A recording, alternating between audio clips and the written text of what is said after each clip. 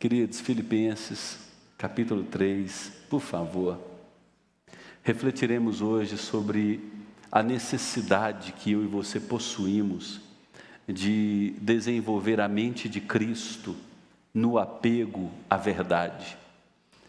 Isso é de suma importância, porque nós recebemos de Deus apenas uma vida, e nós não podemos crer de forma errada, porque o que está em risco é a eternidade. O que está em risco é nós não vivermos de forma adequada para a glória de Deus. É nós não vivermos de maneira que Deus seja adorado por meio do estilo de vida que praticamos no dia a dia. Então é fundamental que eu e você não só compreendamos essa palavra, mas que clamemos a Deus graça e misericórdia a fim de colocá-la em prática em nossas vidas. Filipenses 3, eu utilizo a versão Nova Almeida atualizada. Diz-nos assim o apóstolo Paulo: quanto ao mais, meus irmãos, alegrem-se no Senhor. Escrever de novo as mesmas coisas não é um problema para mim e é segurança para vocês. Ao registrar isso, Paulo dá a entender que ele já havia enviado outros escritos para a igreja na cidade de Filipos, tratando desse mesmo problema. Que problema é esse? Ele segue descrevendo no verso 2, cuidado com os cães. Quem são os cães? Cuidado com os maus obreiros, cuidado com a falsa circuncisão, porque nós é que somos a circuncisão, nós que adoramos a Deus no Espírito e nos gloriamos em Cristo Jesus, em vez de confiarmos na carne. É verdade que eu também poderia confiar na carne. Se alguém pensa que pode confiar na carne, eu ainda mais. Paulo diz: fui circuncidado no 8º dia, sou da linhagem de Israel, eu vim da tribo de Benjamim, sou hebreu de hebreus. Quanto à lei, eu era fariseu. Quanto ao zelo, perseguidor da igreja. Quanto à justiça que há na lei, irrepreensível. Mas o que para mim era lucro, isto considerei perda por causa de Cristo. Na verdade, considero tudo como perda, por causa da sublimidade do conhecimento de Cristo Jesus, meu Senhor. Por causa desse Jesus, diz Paulo, perdi todas as coisas e as considero como lixo para ganhar a Cristo e ser achado nele, não tendo justiça própria, que procede da lei, mas aquela que é mediante a fé em Cristo, a justiça que procede de Deus, baseado na fé. Esta é a palavra do Senhor. O cristianismo, ao longo de sua história, sempre sofreu ataques. O ataque que a igreja de Filipos, bem como a maioria das igrejas cristãs do primeiro século, enfrentavam, era uma ameaça chamada de a ameaça judaizante. O que essa ameaça significava no primeiro século? As pessoas criam em Cristo como seu Senhor e suficiente Salvador. Mas líderes carismáticos, muitos que haviam se convertido do judaísmo para o cristianismo, outros gentios que antes da conversão eram convertidos também ao judaísmo, entraram na igreja cristã e disseram o seguinte: crer em Cristo é importante. Acreditar que Cristo é o Messias é importante. Cristo, de fato, é o cumprimento de todas as promessas do Antigo Testamento. Contudo, e aí vem a característica de toda heresia, a expressão contudo, essa conjunção adversativa. Mas, porém, contudo, Cristo não é suficiente para a nossa salvação. Para nós garantirmos a salvação, precisamos acrescentar a obra de Cristo, as pitadas de boas obras, para que nós sejamos de fato salvos, além de crermos em Cristo, diziam os judaizantes do primeiro século, nós precisamos continuar obedecendo os preceitos da lei do Antigo Testamento. Nós precisamos circuncidar nossos filhos aos 8 dias de idade. Nós precisamos continuar indo ao templo oferecer sacrifícios de animais. Nós precisamos continuar obedecendo ao sábado literal e aos dias de festas principais do Antigo Testamento. Nós precisamos continuar obedecendo todos os aspectos cerimoniais da lei do Antigo Testamento. Se você continuar obedecendo todos os aspectos da lei do Antigo Testamento, aí sim você será salvo. Ao escrever a carta aos Gálatas, Paulo também combateu essa mesma heresia que estava entrando no seio da igreja. E ele foi tão duro que ele disse: se um anjo descer do céu, proclamando um outro evangelho, diferente do que eu ensinei a vocês, que seja maldito. E na carta aos Filipenses, Paulo não é diferente. Ele começa o capítulo 3 dizendo: gente, eu já ensinei isso outras vezes a vocês, mas eu não me canso de ensinar, porque eu sei que esse ensino repetido vai trazer segurança. A saúde espiritual de vocês depende disso, a maturidade de vocês depende disso, uma vida que vive fielmente para Deus depende disso. Cuidado com os cães. Essa expressão é tão forte porque Paulo não vivia na época dos pets. Hoje nós vivemos a geração com os cachorrinhos bonitinhos, cãezinhos caros, parecem ursinhos, né? Nós levamos para o pet shop. Alguns, né, Léo, dormem com um cachorrinho na cama, né? Dorme com um cachorrinho na cama, ração cara. No primeiro século, os cães, eles eram animais semi-selvagens, que comiam as carniças na rua, andavam em bandos, revirando o lixo das cidades. Não eram os pets tão carinhosos como os de hoje. E Paulo usa essa expressão para se referir aos maus obreiros: cuidado com esses cães. São animais repugnantes, aqueles que usam o nome de Deus em vão, para ludibriar a sua vida, para te enganar, para te conduzir ao erro. Tua eternidade está em risco. E Paulo diz: esses homens que defendem a circuncisão, eles são a falsa circuncisão, porque a circuncisão verdadeira é aquela do coração. Quando o Espírito Santo veio, rasgou meu peito, arrancou meu coração de pedra, colocou no lugar um coração novo.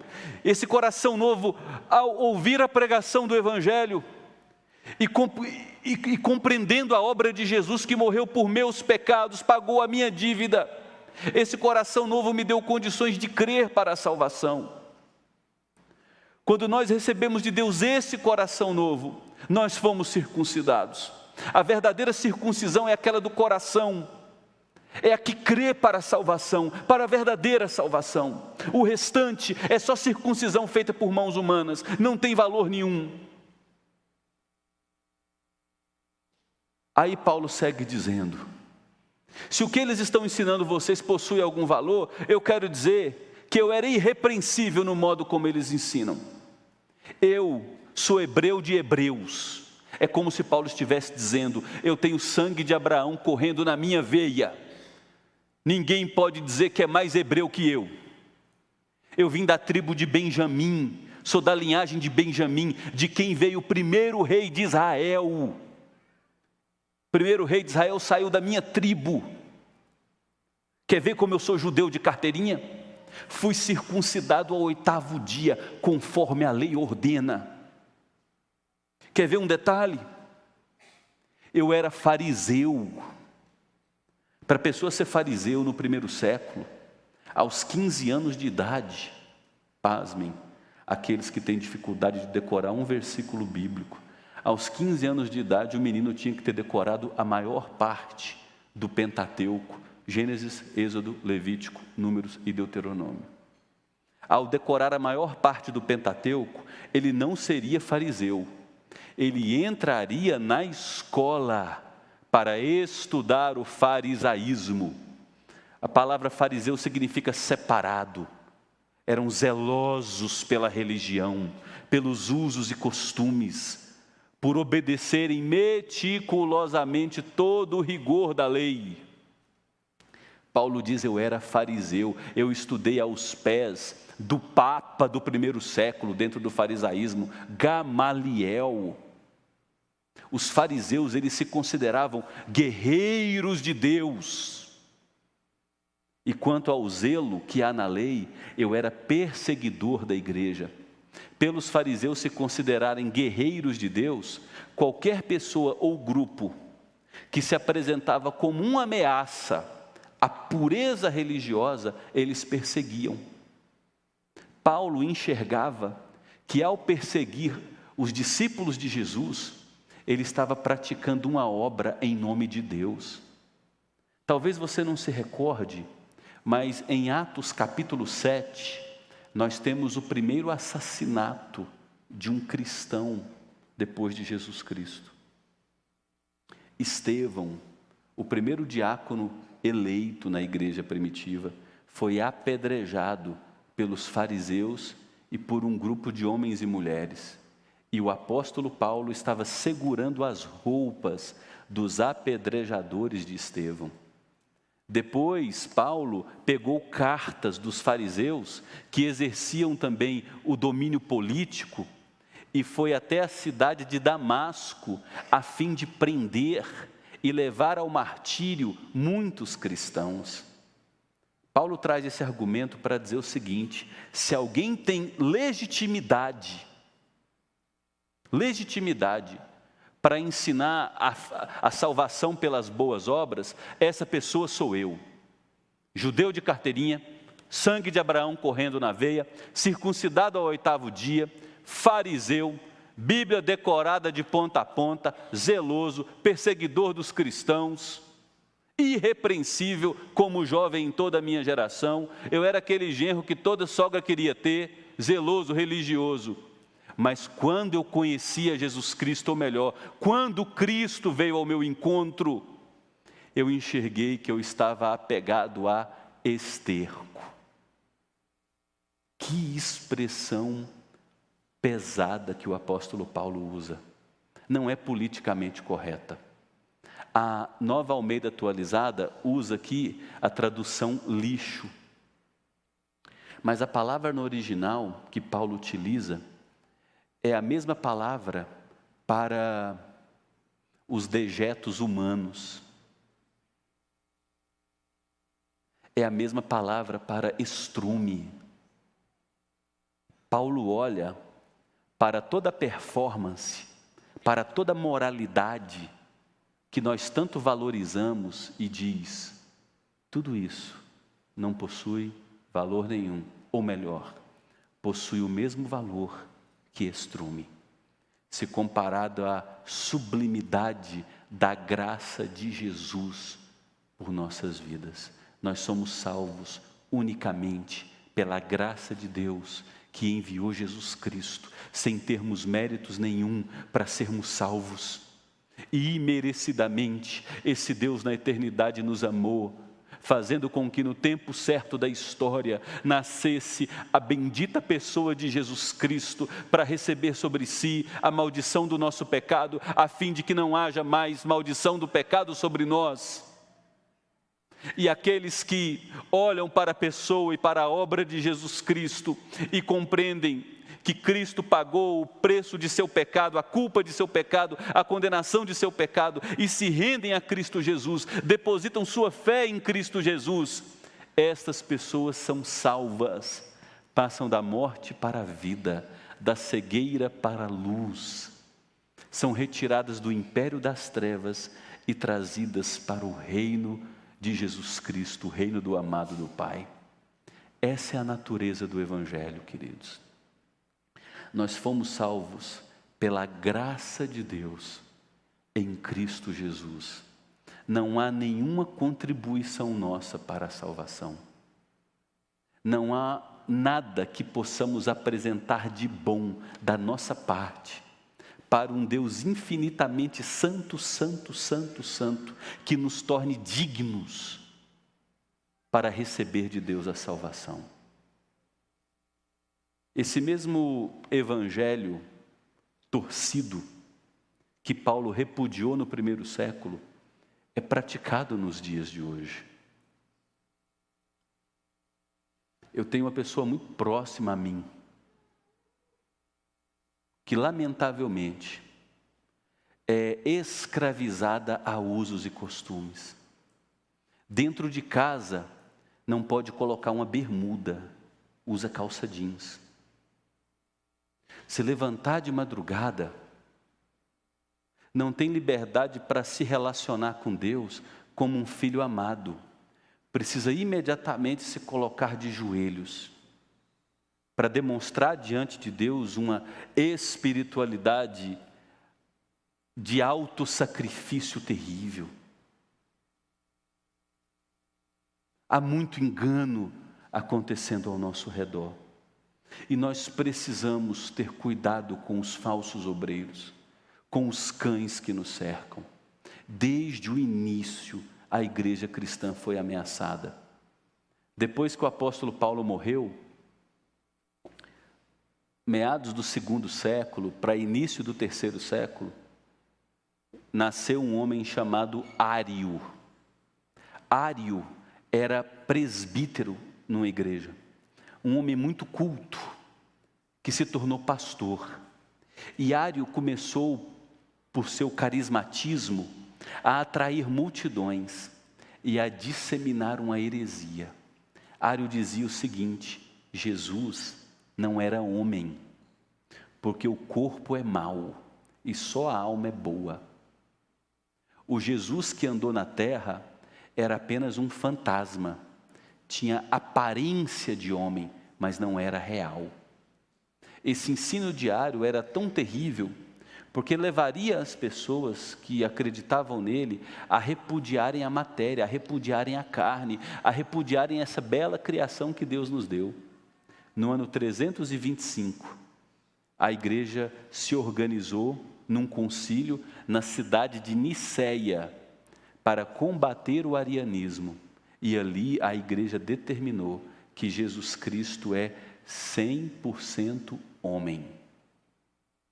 Pouco tempo depois, uma outra heresia surgiu na igreja, ameaçando a igreja. Se Jesus Cristo é 100% homem, ele não é 100% Deus. Porque Deus não pode conviver com o ser humano. E aí no ano 451, novamente a igreja se reúne, agora na cidade da Calcedônia, organizando o concílio da Calcedônia. E ali a igreja determina a doutrina das duas naturezas de Jesus. Jesus é 100% Deus e 100% homem. Essas duas naturezas são separadas, mas indivisíveis. Jesus é 100% Deus e 100% homem. Ao longo da história do período da Idade Média, uma série de heresias entraram pelos portões da igreja, causando mal a multidões. No ano 310, a igreja começou a rezar pelos mortos, interceder pelos mortos, orar pelos mortos. No ano 320, a igreja começou a usar velas, imaginando que acender uma vela intervém no mundo dos mortos. No ano 375, foi que a igreja começou a cultuar os santos, como se fossem pessoas diferentes de nós, que fomos salvos pelo sangue precioso de Jesus e habitados pelo Espírito Santo. No ano 500 depois de Cristo, 500, olha que foi quase 5 séculos depois da morte de Jesus. No ano 500 é que a igreja começou a colocar os sacerdotes num degrau diferente dos leigos. No ano 500, a igreja estabeleceu uma divisão. Os sacerdotes, eles têm um grau de santidade, de proeminência, diferente do restante da população. E ali separou o clero daquilo que a gente chama de laicato, dos leigos, heresia. Porque tanto eu, quanto qualquer um de vocês, possuímos a mesmíssima dignidade diante de Jesus Cristo, porque nós fomos todos lavados e purificados pelo sangue de Jesus. O que me diferencia de todos vocês é o ofício pastoral para o qual Deus me chamou, mas possuímos a mesmíssima dignidade como salvos. No ano 783, a igreja começou a venerar e a valorizar as relíquias. Encontramos o Santo Sudário. Encontramos aqui o osso de João Batista. E aí foi estimulado pela igreja as peregrinações, o turismo religioso. É claro, tudo somado a muito dinheiro para construir as grandes catedrais de toda a Idade Média. Engano e mais engano. Em 1090 é que começou o dogma do rosário, a reza no terço, aquele mantra repetido sem raciocínio. No ano 1230, você vai dizer agora, não é possível que isso aconteceu. No ano 1230, a instituição igreja proibiu o uso da Bíblia pelos leigos. As Bíblias ficavam acorrentadas aos púlpitos das grandes catedrais, e as pessoas não podiam mais ter Bíblias em casa, e não podiam ler suas Bíblias, foi proibido. No ano de 1316, instituiu-se a reza Ave Maria. Portanto, a reza Ave Maria é uma invenção de 13 séculos depois de Jesus Cristo, que levou uma multidão ao longo de toda a história a deixar de adorar Jesus como único digno de todo louvor, honra, glória e adoração, e eleger um competidor, ou melhor, uma competidora para a adoração que pertence somente a Jesus.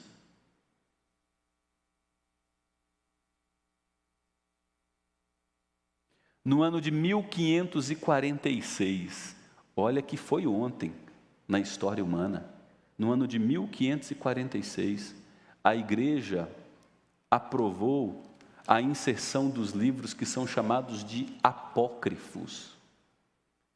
Portanto, os 7 livros a mais e os 14 capítulos a mais que contém a Bíblia da Igreja Católica Apostólica Romana só foram inseridos no século XVI, porque eram livros que legitimavam uma série de heresias, como a adoração, a veneração aos santos, a intercessão a favor dos mortos. Mas a igreja, ao longo de toda a história, nunca creu nessas heresias. Em 1950, gente, 70 anos, a igreja trouxe o dogma da ascensão de Maria. Como Maria é considerada uma mulher sem pecado, e nós só morremos em virtude do pecado, então ela não pode ter morrido. Embora isso não esteja registrado na Bíblia, nós, como autoridade religiosa, estamos dizendo para toda a igreja crer que Maria não morreu. Ela foi assunta aos céus. E por ela nunca ter cometido pecado e ter sido assunta aos céus, ela possui a mesma dignidade de divindade. É por isso que quando você chega em algumas cidades de turismo religioso, você observa um outdoor muito grande, onde há a imagem da Trindade, Deus Pai, Filho e Espírito Santo, e você nota a inserção de uma quarta pessoa, quadriunidade, uma santidade de Deus. Tudo isso, esse engano progressivo que foi aplicado no período da Idade Média, foi paralisado, foi revolucionado pela Reforma Protestante. Quando Martinho Lutero fixou as 95 teses na porta da igreja do castelo na cidade de Wittenberg, Deus revolucionou a Europa e todo o mundo conhecido. O que os reformadores, os pastores do período da Reforma Protestante fizeram foi: chega, nós precisamos voltar às Escrituras, a Bíblia precisa ser traduzida, todo povo precisa ter direito de ter em mãos o livro dos livros, conhecer a vontade de Deus para as suas vidas. Martinho Lutero começou a traduzir o Novo Testamento para o alemão. John Wycliffe, poucos anos antes, estava traduzindo para o inglês. E aí a Reforma Protestante eclodiu em toda a Europa e transpôs o oceano, alcançando a América Latina. E o ponto principal da Reforma Protestante foi: vamos voltar para o sacerdócio de todos os crentes. Todos os crentes possuem a mesma dignidade diante de Deus por meio de Cristo Jesus. Todo crente precisa ter a Bíblia em mãos para poder adorar a Deus, conhecer a Deus, cultuar a Deus, ter intimidade com Deus de forma adequada. Nós não precisamos da instituição igreja para mediar o nosso relacionamento com Deus, porque quem media o nosso relacionamento com Deus é o Espírito Santo que habita em nós. E o nosso relacionamento com Deus é mediado também por meio de Jesus, que está sentado à direita de Deus e intercede por nós. Aí você fala: que bacana, hein? Então quer dizer que a Reforma Protestante deu fim às heresias e o mundo seguiu bem? Não seguiu. Nos séculos 17 e 18, aconteceu um movimento no mundo ocidental, conhecido como iluminismo, que trouxe consigo o racionalismo. O iluminismo e o racionalismo pregavam que o ser humano não precisa de religião. Nós conseguiremos resolver todos os nossos problemas pela razão humana, pela nossa mente. A tecnologia, a medicina, a ciência. O ser humano experimentou grandes desenvolvimentos. Desenvolveu o saneamento básico, a medicina, o surgimento das enciclopédias, o avanço da ciência. Contudo, as duas grandes guerras do século passado mostraram que o ser humano, apesar de desenvolver muita ciência e tecnologia, ainda é filho de Adão, possui uma natureza corrupta, completamente inclinada para a ganância e para o mal. O iluminismo e o racionalismo, que colocaram a razão humana no centro, trouxe ainda um outro grande mal para a igreja. No final do século XIX e todo o século XX, que foi o século passado, que terminou há 22 anos, no finalzinho do século XIX, em todo o século XX, nós tivemos o fortalecimento de uma teologia chamada de teologia liberal. A teologia liberal destruiu muitas igrejas.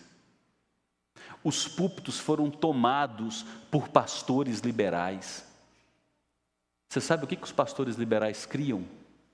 Os pastores liberais criam e creem, porque existem muitos pastores liberais, que a Bíblia não é a palavra de Deus, que não existem milagres, que todos os milagres ensinados pela Bíblia possuem uma explicação racional, que Deus não intervém na história humana, que nós estamos sozinhos, lançados aí ao sabor das circunstâncias. Deus é mais ou menos como um grande relojoeiro. Ele criou todas as coisas como alguém cria um relógio, ele deu corda, estabelecendo as leis fixas do universo e nos deixou sozinhos, por conta própria. As igrejas passaram a defender mais a assistência social que pregar o Evangelho, mais a causa social que pregar o Evangelho. Igrejas que eram cheias na Europa se tornaram museus. Atualmente são mesquitas, outras são casas de show, boates, por conta do liberalismo. Só que o liberalismo não é o único grande mal. Para responder ao liberalismo, aconteceu um outro extremo. Aquilo que é aplaudido por uma multidão foi chamado de o avivamento da Rua Azusa, em 1906. Ali começou o movimento chamado de movimento pentecostal. E o movimento pentecostal deu muita vazão aos dons extraordinários, ao misticismo e o que há de mais problemático, a possibilidade de revelações fora da Bíblia. Note que ao longo da história, todos esses movimentos tinham como propósito afastar as pessoas do conhecimento das Escrituras. Porque afastando as pessoas do conhecimento das Escrituras, afastava as pessoas do descanso em Jesus Cristo, como nossa única fonte, como o suficiente para a nossa salvação. O movimento pentecostal deu filhos. O movimento pentecostal pariu 2 crianças. A primeira criança foi nos anos 60 para início dos anos 70. O movimento chamado de Teologia da Prosperidade, aplaudido por uma multidão de brasileiros. A Teologia da Prosperidade apregoa que Deus é seu Papai Noel,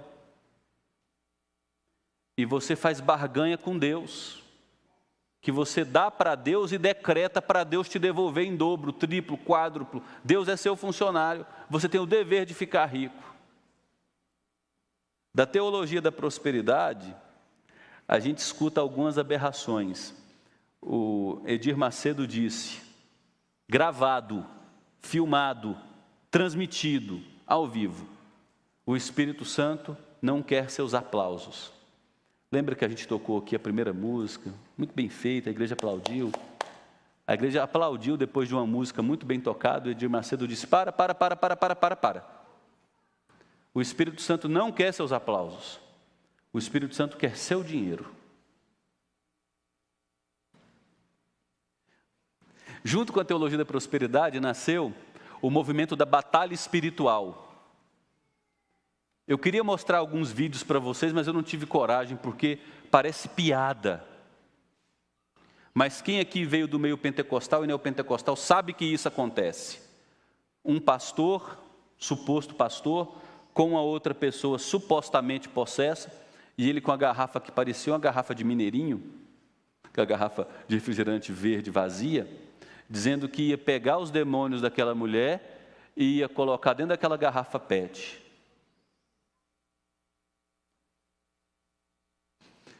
Eu vi um outro vídeo de pastores, colocaram muitas vassouras em círculo, se ajoelharam para ungir aquelas vassouras.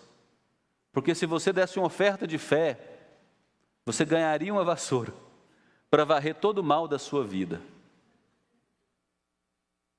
Eu tenho certeza que deve ter um ou outro aqui que já levou uma vassourinha ungida para casa, né? Queridos.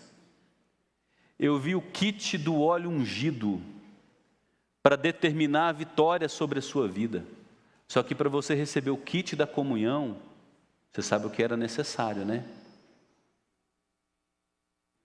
Eu vi também o contrato de fé, que foi autenticado, viu? Tem valor.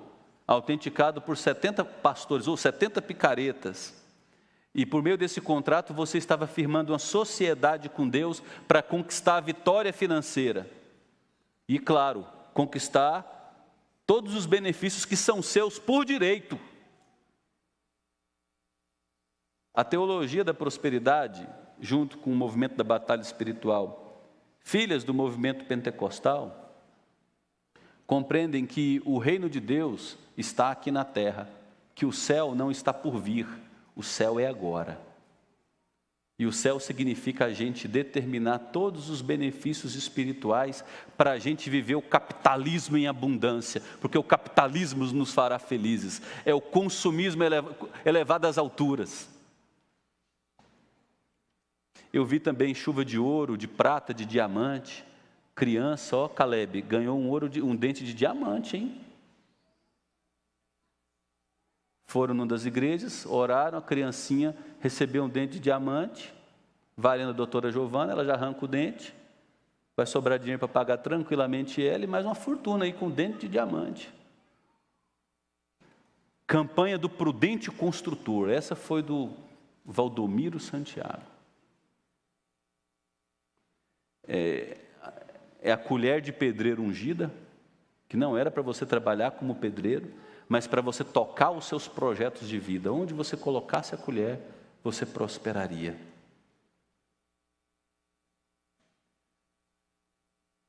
A segunda filha produzida pelo pentecostalismo, além da teologia da prosperidade que está caducando, é uma filha novinha. Ela é uma criança. Só que a gente acha essa criança tão bonitinha. Sabe quando você vê uma menininha bonitinha de 6 anos, 7 anos, e você fala, meu Deus, que criança linda, eu quero levar para casa. E tem muita gente que pegou essa filha e adotou, trouxe para casa. É a teologia do coaching. David Leonardo disse, você é o centro de Deus. Está gravado, viu? Não estou inventando nada aqui não. Você é o coração de Jesus. Você é tão importante para Jesus. Jesus sofre tanto por você, que se Jesus estivesse lá no jardim do Éden, eu ouvi isso hoje, ele comeria do fruto proibido só porque você comeu. Eu ouvi também hoje da teologia do coaching, você é perfeito. E ainda repetiu, você não será, você é sem defeito. A teologia do coaching afaga nosso coração. Tem como centro o bem-estar humano. Afagar nossas emoções, porque afinal de contas, a gente é tão ferido, né? A gente tem tanto trauma de papai e de mamãe, a gente é tão machucado. Aí a gente precisa de alguém para nos paparicar. Como a teologia do coaching faz sucesso entre nós. E Paulo disse, cuidado com os cães, cuidado com os falsos obreiros, cuidado com os da falsa circuncisão, cuidado com aqueles que pegam um versículo bíblico, retiram o versículo bíblico do seu sentido maior, conforme dado pelo texto, e constroem uma heresia. São falas doces, são falas cheias de lisonjas, de honrarias humanas. Note bem, eu termino com a leitura desse texto de 2 Timóteo. Por favor.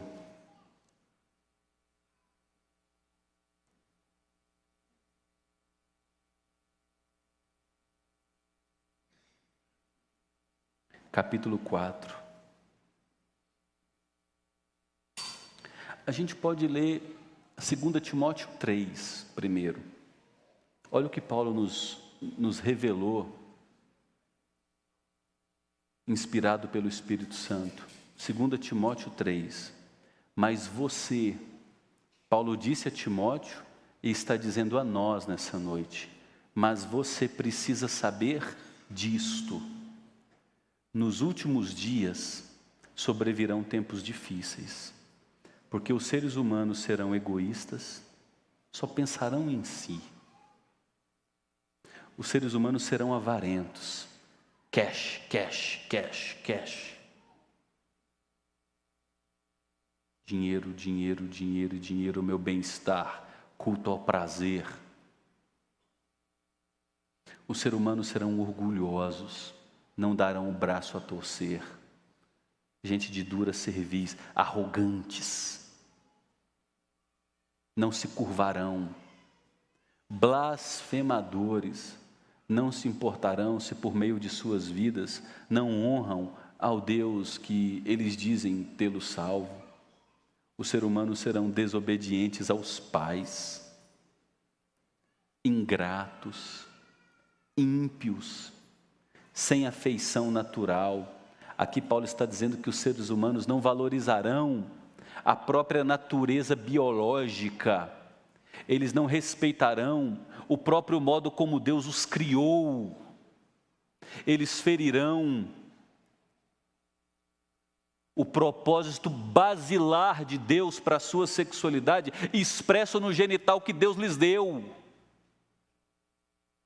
Os seres humanos nos últimos tempos serão implacáveis, caluniadores, não terão domínio de si, serão cruéis, inimigos do bem, traidores, atrevidos, cheios de si, convencidos, mais amigos dos prazeres do que amigos de Deus. Aí você fala, esse povo vai odiar a igreja. Não vai. Eles amarão a performance religiosa. Paulo diz, eles terão forma de piedade. Só que você não verá o poder do evangelho na vida dessa multidão. Porque eles são egoístas, eles são avarentos, eles são cruéis, eles só pensam em si, eles são orgulhosos, eles são arrogantes. E a árvore não dá frutos devidos. Então você verá o reflexo da falta de piedade verdadeira, ainda que as comunidades de fé estejam cheias, falta de poder, falta de unção.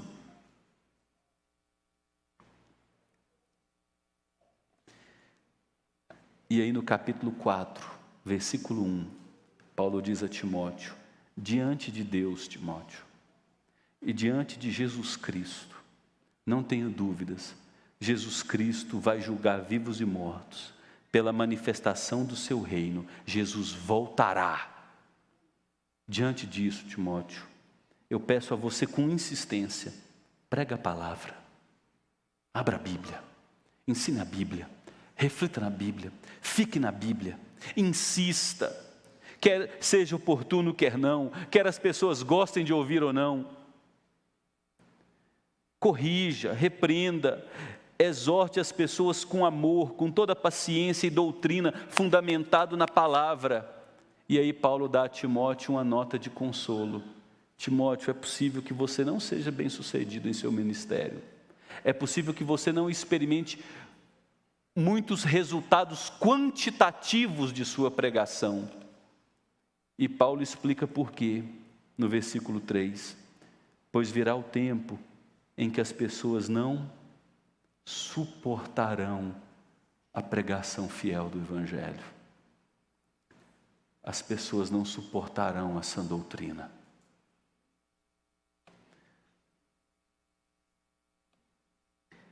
Pelo contrário, as pessoas se rodearão de mestres segundo as suas próprias cobiças, porque elas têm coceira nos ouvidos. Quando eu ouço alguém dizer, pastor, eu tenho dó de tal pessoa porque está num lugar com o nome de igreja que só prega o erro, eu respondo, olha, eu sinto dizer, mas eu não tenho dó,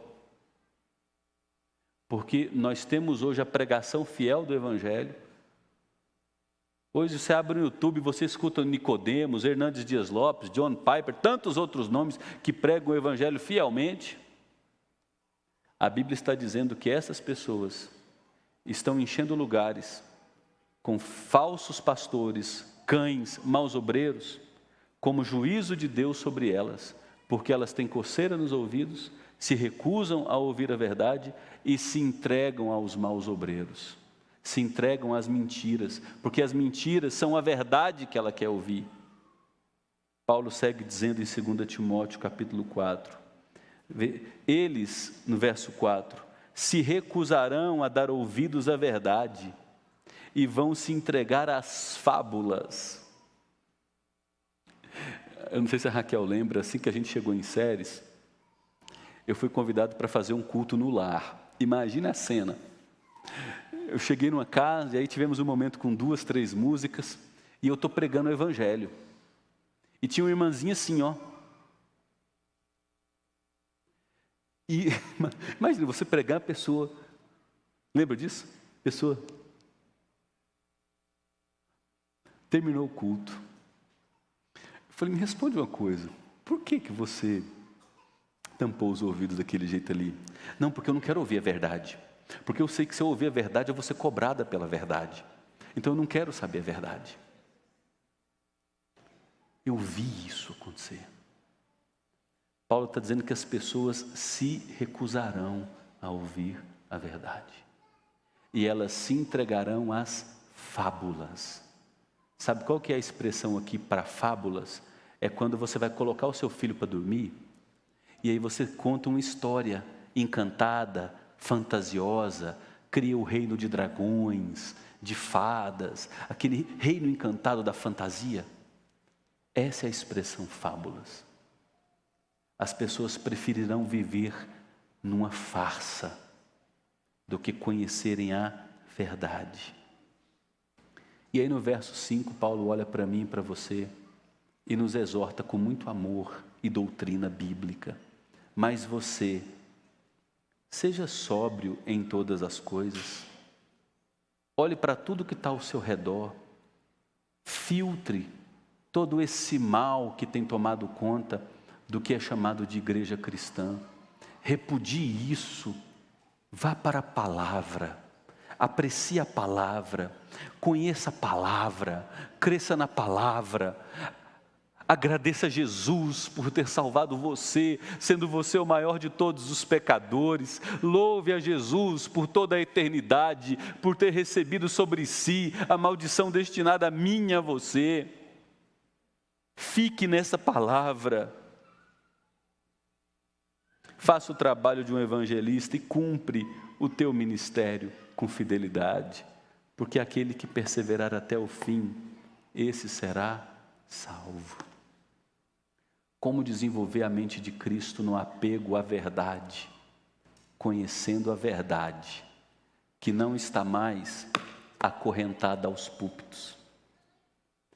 Nós temos essa Bíblia aqui, ó, vendida a R$16. É possível que todos aqui, se não todos, a grande maioria tenham isso aqui no bolso. Você entra na loja do aplicativo aí, pode ser Apple, pode ser Android, você baixa um aplicativo chamado YouVersion. Você tem dezenas de traduções bíblicas gratuitas, com a Bíblia em áudio, devocionais diários, tudo na palma da mão, enaltecendo a pessoa de Jesus, te estimulando a ler a palavra de Deus. Você e eu só possuímos uma vida. Nós não podemos jogar nossa vida fora, abraçando o engano. Eu ouvi certa vez alguém dizendo que a nossa vida aqui, ela funciona como um corredor muito estreito. Nós estamos passando por esse corredor estreito que dará acesso a um saguão amplo, que é a vida eterna. Esse corredor estreito é desconfortável, só que tem muita gente confortável nesse corredor estreito. Mas eu quero te estimular em nome do Senhor Jesus, não fique confortável, porque esse corredor estreito é passageiro, é tempo de preparação para você adentrar ao saguão da vida eterna, onde você nutrirá de comunhão e gozo para todo sempre com o Senhor Jesus, que te salvou por graça, mediante a fé. que é dom gratuito de Deus. Amém?